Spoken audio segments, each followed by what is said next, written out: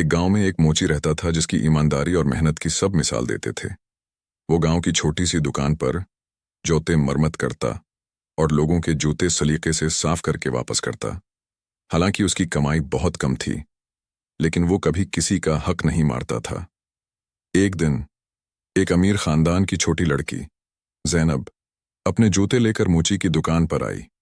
जूते काफी पुराने थे, लेकिन ज़ैनब ने मूची से कहा, ये मेरे पसंदीदा जूते हैं, प्लीज उन्हें ठीक कर दो।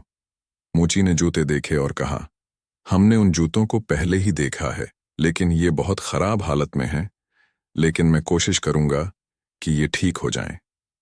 मोची ने 2 दिन तक मेहनत से जूते मरम्मत किए और उन्हें बिल्कुल नए जैसा बना दिया।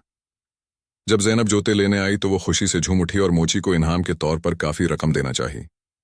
लेकिन मोची ने कहा, बेटी, मैंने अपनी मेहनत की कीमत ली है, ये इजाफी रकम में नहीं ले सकता।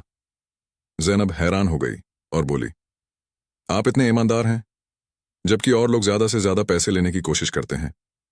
मोची मुस्कुराया और कहा, बेटी, ईमानदारी सबसे बड़ी दौलत है। अगर मैं ईमानदार रहूंगा तो अल्लाह मेरी मदद करेगा। ज़ैनब ने यह बात दिल पर ले ली और घर जाकर अपने वालिदैन को मोची की ईमानदारी की कहानी सुनाई।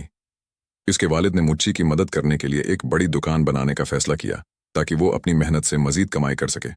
ईमानदारी हमेशा इज्जत और खुशहाली की तरफ ले जाती है।